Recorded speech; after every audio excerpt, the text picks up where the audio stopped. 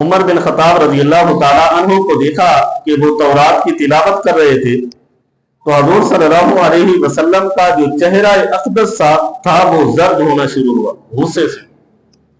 تو حضرت عمر فاروق رضی اللہ تعالیٰ عنہ نیچے دیکھ رہے تھے، تورات کی تلاوت کر رہے تھے. تو حضرت ابو بکر صدیق رضی اللہ تعالیٰ عنہ ساتھ بیٹھے تھے تو انہوں نے انہیں حرکت دی. تو جب حضرت عمر فاروق رضی اللہ تعالیٰ عنہ نے اپنا چہرہ اوپر اٹھایا تو حضور صلی اللہ علیہ وسلم کے چہرہ اقدس کو دیکھا تو آپ کا چہرہ بڑا زرد تھا غصے سے.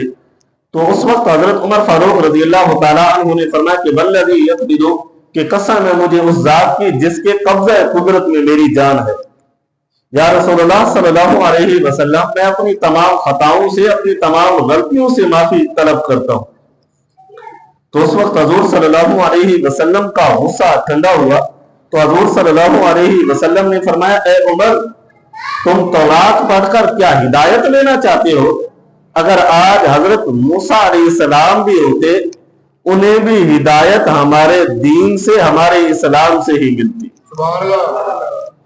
حضرت موسیٰ علیہ السلام پیغمبر نبی ہیں اور جن کے اوپر ایک کتاب بھی نازل ہوئی، جنہیں اللہ نے رسول بنایا. اور حضرت موسیٰ علیہ السلام کا ذکر قرآن پاک میں بے شمار جگہوں پر ہے.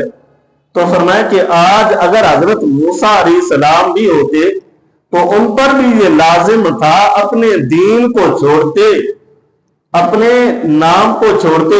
اگر انہوں نے دین اور کلمہ پڑھنا ہوتا تو وہ صرف میرے نام کا کلمہ پڑھتے. جب آج کے اس دور میں یہود و نصارہ کو صحیح سمجھنا اور انہیں رائے راست پر سمجھنا یہ غلط ہے، بلکہ صحیح یہی ہے اگر کل قیامت والے دن اللہ اپنی رحمتوں کو بھیجے گا تو وہ ان پر بھیجے گا جو ایمان والے ہوں گے، جو اللہ اور اللہ کے رسول کو ماننے والے ہوں گے.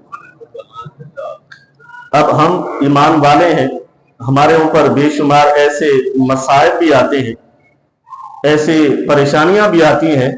تو وہ پریشانیاں، وہ مصائب ہمارے اپنے گناہوں کی وجہ سے ہوتی ہیں.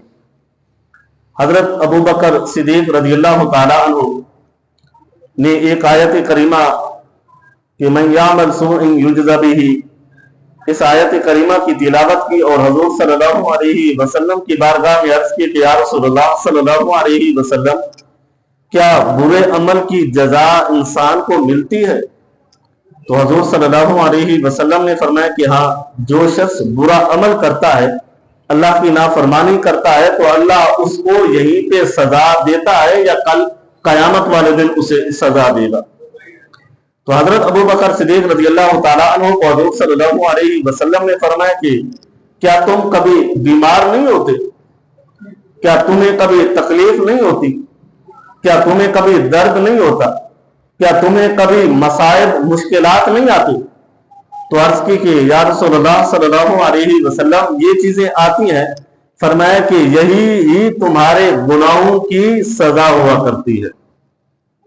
یہ جو تمہارے اوپر پریشانیاں آتی ہیں، مصائب آتے ہیں، تکلیفیں آتی ہیں، یہ جو تمہیں تکلیفیں پہنچتی ہیں بیماری کی وجہ سے یا کسی بھی وجہ سے، وہ تمہارے کسی ایسے کردہ گناہوں کے سبب سے پہنچتی ہے جو تم نے اپنے رب کی نافرمانی کی ہوتی ہے.